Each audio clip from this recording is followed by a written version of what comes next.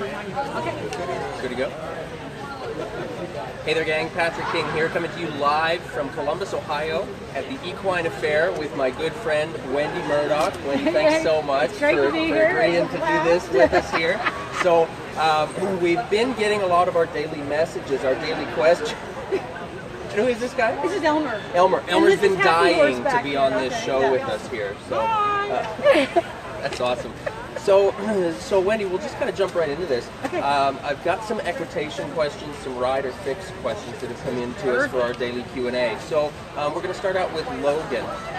Logan's question, she says, what about my toes turning out? I have a problem with my toes turning out. I have a terrible habit of turning my toes outward, and especially the right foot, she says. And when I turn it back in, I have to strain my whole leg to keep it there. Do you have any advice on this? Yeah, my very first question is if she spends a lot of time driving her car. So, you know, driving the car is like the worst thing we can do for riding because it's so asymmetrical. And when we drive, we've got that right foot on the gas pedal. A lot of cars actually kind of tuck the gas pedal off into the side, and so you kind of have to get your foot there and you got to turn it a little bit. I used to have a Subaru, and I noticed this because the housing for the transmission came and you had to kind of get your foot around it. So while I loved my Subaru, it really messed up my right leg. Gotcha, okay? Because you got to be turning. You got to kind of turn your foot out. Okay. So driving is really, we really have to pay attention to what we do when we drive. It's a really good idea to level out your seat so at least you're not sitting in a bucket and then you're sitting more flat. But then the other thing is probably she's tighter in her right butt cheek than her left. So I'm going to get Elmer here. Uh-oh. Uh-oh. Hang on, I just have to unscrew the post. I got the bottom. You got it? Okay, cool. There we go. There we go. And he's a great help for a lot of things, right? And so what we have to realize is, here's our hip joint, and it's a 2-inch ball in a socket. It's a really big joint. In fact, it's the biggest joint in our body. But you can see without any muscles that Elmer can do just about anything. It makes me jealous how flexible he is. can put his foot behind his head, you know, because there's nothing limiting him. Okay. So the joint itself has tremendous range of motion. But then we have ligaments that are going to stabilize that hip, and that's a really good thing. Because I get a lot of people that say, come to me and ask me about yoga, and yoga's great, but you never want to take it too far if you want to ride well. Arthur Cottis once came to me and said, this is the only thing he said to me. I was like, what? He said, I'm a really good rider, and I'm stiff. And there's a guy at the Spanish riding school who can literally put his foot behind his head like that, and he's a terrible rider. No kidding. Yeah, because we need these ligaments to stabilize joints, and when the ligaments are too loose, you have to go to muscles to stabilize the joint, and muscles are not efficient at that. Gotcha. So we have ligaments in this hip, and I'm going to pull his hip out of the socket, and you're going to see this ligament right here, okay? And that is on all of us. You know, obviously it doesn't stretch the way Elmer's does. We hope, anyway. Yeah, really. From people who have dislocated their hip, it's extremely painful, right? But this ligament is really keeping that ball in the socket, and that's really important. And then we have ligaments that limit how much we can externally rotate and how much we can internally rotate. And again, that's a good thing. When we're riding, what we're looking for is that we align the thigh along the saddle. Because the thigh, you can feel it has a flat, feel that bone. Oh yeah. It's flatter here, isn't it? And it's rounder here. Right. So if we ride with the round part on the saddle, it's not as stable and secure. Which is very typical. Very typical. Yeah. But we really want the flat of the thigh on the horse. Okay. Okay? So when we're looking at the position that we want the weight on the seat bones with the widest part of the seat bone in the saddle, and we want this femur in a neutral position. In other words, we don't want it externally rotated, and we don't want it internally rotated. That would be knee pinching, right? And this would be frog leg. Gotcha. Okay? So what your student is talking about is that leg externally rotates. Yes. Okay? Well, you can see here that the joint can do almost anything as long as there's no muscles. Right. Right? And he doesn't have the ligaments that limit the internal and external rotation. Okay? But basically, once we understand this hip joint, then we have to ask, why is that leg externally rotated? Because clearly we have all these options. Right. All right, so we're going to put the Elmer back on his post. We're just going to tighten him down a little bit so he doesn't go falling. Okay? All right, so now you can see here's his leg hanging. We'll get his arm out of the way. And his legs are basically hanging straight down. Yes. Okay, all right. So now what is it that causes external rotations? That's muscles. Okay? And most specifically, the muscle that's going to cause external rotation is gluteus maximus, your butt muscle. So when she's sitting in the saddle, that's turning everything out. If she tightens that glute, it's going to externally rotate this thigh. We're going to put this arm over there for a minute. Okay, we're going to turn him slightly. You see this gold knob? Yes. This is called the greater trochanter. Okay. Okay? Big knob. Big knob. Big That's knob. Perfect. Okay? Big knob. I hope you And guys are taking notes. We have muscles. When I contract the glutes, it's going to pull that knob and Gotcha. externally rotate that leg. Okay. So it sounds to me like you have a tighter butt cheek on one side, and you're probably also a little bit driving, right? And so now the habit is to do this. Yes. So we have to let go in the glutes to allow this femur to come into a neutral position. The other thing we're going to have to do is take pressure off the stirrup. Because as long as she holds a lot of pressure on the stirrup to get that heel down, there's no way I can move this leg. Right. The pressure against the stirrup is going to prevent the leg from moving. Gotcha. So she has to lighten the heel, Okay. okay, and allow the leg to internally rotate, and then it's going to be able to go back and down Okay. so that it yes. comes underneath it. All right? I'm going to have you do this so it's really clear. So we're going to stand up. Uh-oh. Okay. You thought you just got to I didn't think interview. it was going to be a guinea pig deal. Of course. Always, all right? Okay. So now, all right, here we are in neutral position. Okay, great. Turn both feet out. What muscles did you use to do that? Back in the car. In your butt. Yeah, absolutely. Okay. Now, bring your feet neutral again. Internally rotate. You use the internal muscles, right? Yeah, The absolutely. adductor And muscles. everything back here is half. And it's had to widen. Yeah, yeah. Okay. All right. So now come middle and just externally rotate one leg and push that heel forward a bit. Okay. And just push against the floor with that heel a little bit. Okay. Notice that your body went forward over that foot. Yeah. Had to. Right? Right. As soon as you put that pressure, Right. you have to come forward. Now, with that pressure on that foot, try to change it.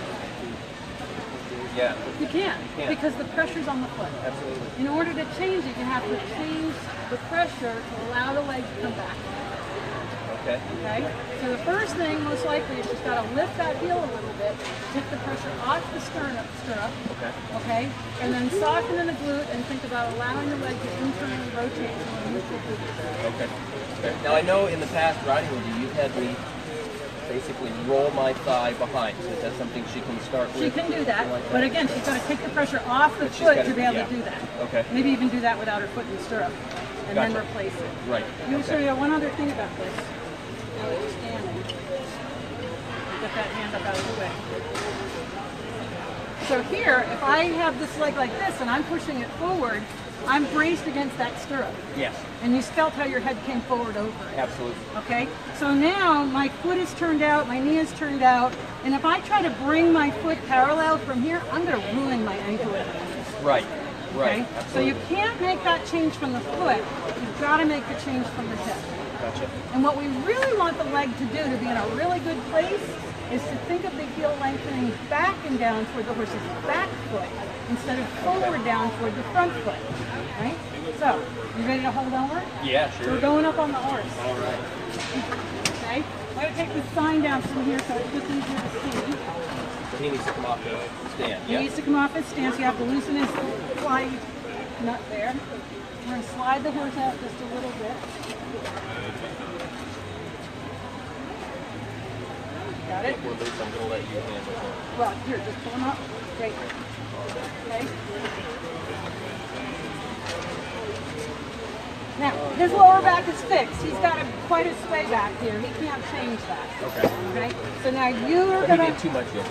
Yeah. Too much steady posture. You got to hold him at the neck. You're taller than me. Okay? Oh, we got to switch Yeah. places.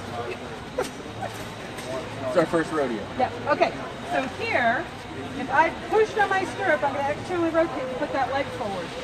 Right? And now my heel is going toward the horse's front foot, and you're going to have to lean over that foot to stay in balance. To stay balanced, Because yeah. the brain wants your head over your feet. The Right. brain's smart. Right. Okay? If I don't take the pressure off of this foot, I'll push you right Oh, yeah. over the other side of the horse because I'm bracing on the stirrup. Right.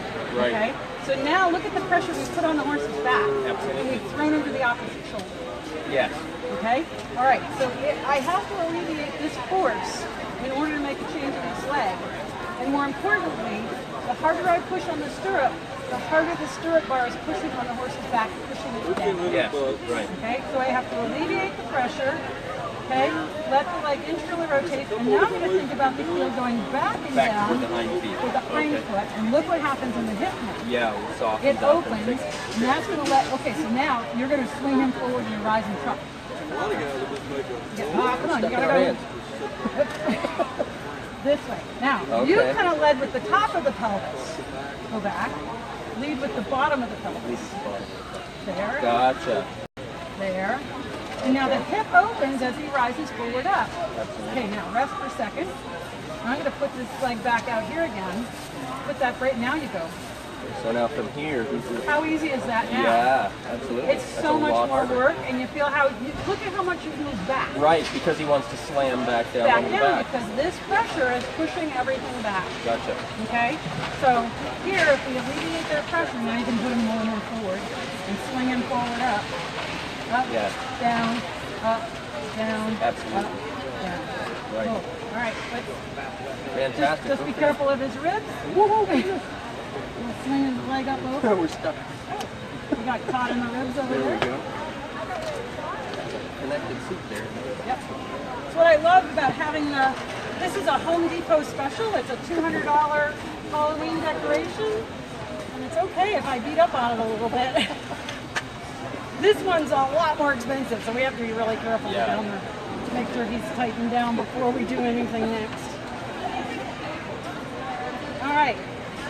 Hopefully that answers that question. Okay, good. So she's got to watch her driving leg. She's got to Take some pressure off the stirrup to take let pressure that off leg the come back stirrups. and down. Okay.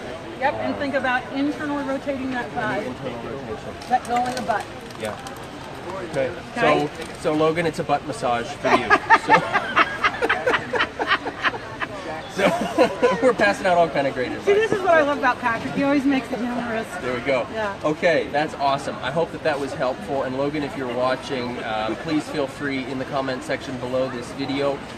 Let us know if you've got any other insight, any other questions to go along with that. So, In fact, if anybody has any questions about that, just leave it in the comments and I'll come back and answer those questions later. absolutely. That's awesome. Okay, so our next question is going to come from Byron. Okay? Byron says, when I ride bareback, my legs tend to just hang. Okay? But they're slightly elevated in the stirrups, making an angle in the leg that's allowing me to move my knees out easier. Okay, so my he's first question separating is, them from why the would you horse. want to move your knee out? Right. Because it's right back to what we were kind of talking about Right, here, exactly. the external rotation. Yeah. But the answer to the bareback question is, it leads right in because I just wrote an article for a Holistic Horse magazine on riding bareback. Awesome. Right, and that'll be coming out, I'm not sure what issue, but check Holistic Horse magazine because I talk about the pros and cons of riding bareback. There's some really great advantages, which is, you know, getting a better feel of your horse and that sort of thing, but there's some disadvantages. And one of them is actually that when we ride bareback, there's no limit to the foot. So we don't learn how to use the leg correctly. Okay? So we're going to look at the skeleton again. I'm going to move my chair and we're going to move Elmer out of the way for a minute.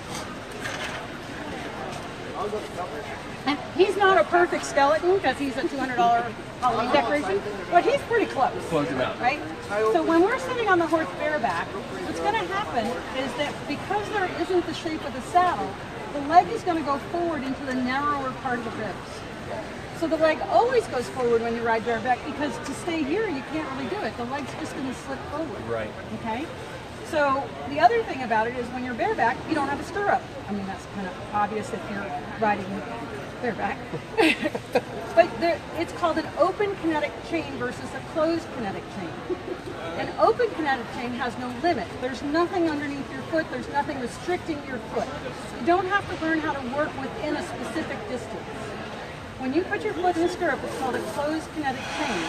And now we have to learn how to move our joints within that limit. What so many people do is they push against the stirrup and they keep trying to find an open kinetic chain. They keep trying to move the limit. Okay? But it goes back to what we just demonstrated. We're going to do it again. Because that you have to learn how to use the hip, knee, and ankle within the limit of the stirrup in order to move the pelvis forward as opposed to bottoming out, which is going to put a lot of pressure on the horse's back. Yeah.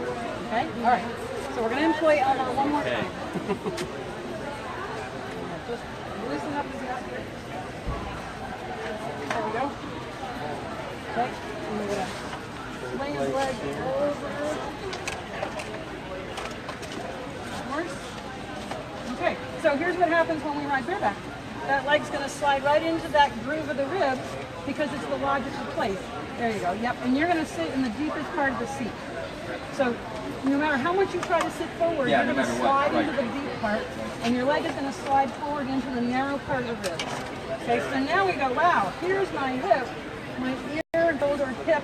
Look at how far forward my ankle is. Okay. To try and pull it back, you know, especially on a wide horse, it's not possible. Your hip can't abduct, go outward far enough to get around these really broad horses that we have. And it's not going to stay there. It's going to sit right back. It's going to want to go right back. Okay? So here we are, bareback, open kinetic chain, no limit underneath the foot. Okay? When we ride with a stirrup now, we're going to make a limit. So I'll create the limit. If we have a saddle, it's going to, you get the whole limit. We're going to be up suspended. Yep. Sure. Okay. As you're up, that's going to make this V higher up over the back instead of flat down here, so the leg can come underneath you. Okay, and now my foot, my hand's going to be the stirrup. Okay, so now this is the limit down here. Okay, you swing in the rising trot again. Up, down. So we have to work with the hip, knee, and ankle in a way that works within that closed kinetic chain. What a lot of people do is they push against the stirrup, and since it is a pendulum, they push it a little forward, and then if we push it forward and out, but now you go and feel how much more restriction in the hip. Okay? And I find that particularly in a lot of our Western saddles that have the stirrup bar set farther forward than we probably want anyway. And the deepest part of the seat tends to be further back, so it's putting you in this chair seat with the leg in front and the deepest part back. So if you move him back a little bit, you know, you're going to see that that's going to make this even worse if we're in a Western saddle. And then if the stirrup isn't shimmed so that the foot's trying to find level and it turns out a little bit, now go. So now it's a whole lot extra work. And you have to go so much further to get over this horizontal thigh. The more vertical the thigh, the quicker and easier that hip can open. And the better balance is going to be. And the more we can send the horse forward. The minute we're here and pushing back. Because coming up here, just everything wants to push you back down into that saddle. That's when we see right down into the saddle at the bottom of the and the horse is hollowing their backs. And then the rider has to pitch forward to get their head over their feet. And then everybody yells at them to sit up because they're leaning forward. But they didn't fix where the problem was to begin with. So as soon as we bring the leg back and we have that limit, closed kinetic chain, now swing, up, down. Everything's so much easier. Absolutely. Well, that's going to lead us into the second part of Byron's question, is that when he does lift his knees in the saddle, when he's riding bareback, his horse is getting anxious, which is going to make sense with what we talked about with adding extra pressure to the horse's back. Because as the leg comes up, the weight's going down. Absolutely. And so now you're kind of hitting. And this is one of the things, I don't know if we can turn him, or maybe the cameras can come around. But if you just come this way and we bring the cameras to the back here, what I want them to see is the distance between the seat bones and the spine. And there's very little distance here between the seat bones, the width of the seat bones. And look, here's the transverse processes on the spine. So there's very little room there. Right? So it doesn't take much if we sit a little off center that we're going to be putting pressure directly on that horse's spine, and that's going to be uncomfortable because this is so narrow here. And that's just, you know, this is an average person. This is 5'4". That's my height, right? And this is not the most pretty horse spine in the world, but, you know, about the right width. It's about the fingers. So we're not talking very much room, and so it wouldn't take much on some horses for this to be really uncomfortable. The other thing you have to realize when riding bareback, especially if you're walking, is the pressure is pretty static here. 5 pounds of pressure is damaging. 5 pounds of pressure is really little. So if you're walking a long time just sitting on your horse, that's putting a lot of downward force here and actually can damage. You can wind up with white hairs from the seat bone damaging the hair follicle. Wow. Makes me want to go on a diet. Well, you know, the weight factor isn't as significant as the structural bone. Right? Because hard always goes through soft. But I mean, you know, you could do a few pounds off. So can I. Oh goodness. So so then basically the answer to Byron's question is don't lift your knees. Let your legs hang. Let your legs hang. And so then when he's riding in the saddle, he says that his knees are elevated a little, so maybe we need to fix those stirrups. I'm thinking we might need an echo band to help bring the stirrup back so it's back underneath him. Gotcha. I can show you what I'm talking about right here. You know, and this is one of the things that I came up with to fix so many saddle problems with the stirrup bars too far forward. Yes. Okay? And basically what you do is you take this panel. On Western saddles, it's great because this can go right behind the saddle. You got the panel, and you tie it to the stirrup, and I can hold the stirrup back. So now the rider's not trying to pull their leg back, but the band, you know, I'm not going to put it around his leg. The band is helping them to come back. The band holds it back, and then their foot follows the stirrup because the stirrup's back. Because if they try to pull now the keep leg in mind, back, she's just got it wrapped around his leg for illustration. We're talking about tying it to the stirrup, not the rider's leg. Thank you. Yeah.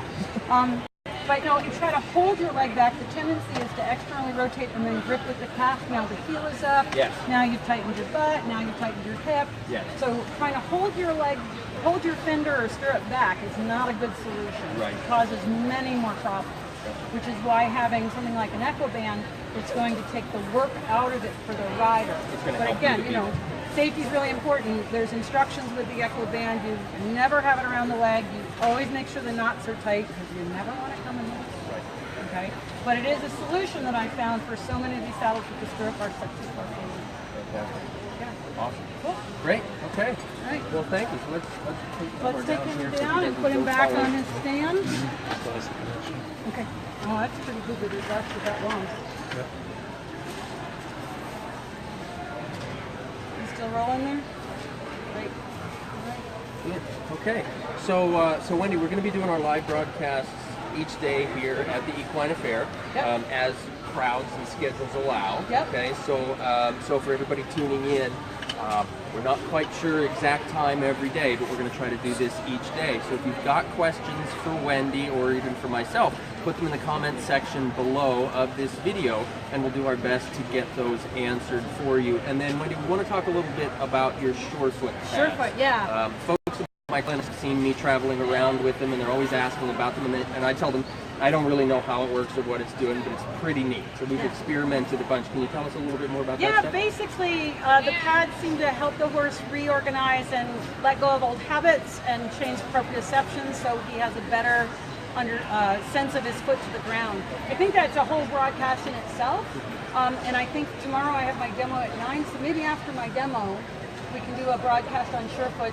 That would be great. Probably around 11 o'clock. How's that sound? That sounds good to so me. 11 o'clock Around 11 tomorrow, o'clock, we're going to do a Surefoot demo. We have the pads here. I can show little clips of video and stuff, and he has a good understanding of what that's all about. It's really cool. That's awesome. Good. I'm really looking forward to that. So, Wendy, I didn't tell you about this, but every time I do a video, we have a question of the day. And every time I have somebody come along with me in the video, I make them do the question of the day.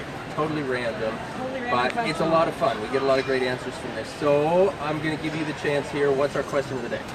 Wow, I wish I had a moment to prepare for that. What's the question for the day? What's the one thing you think would help you in your riding the most?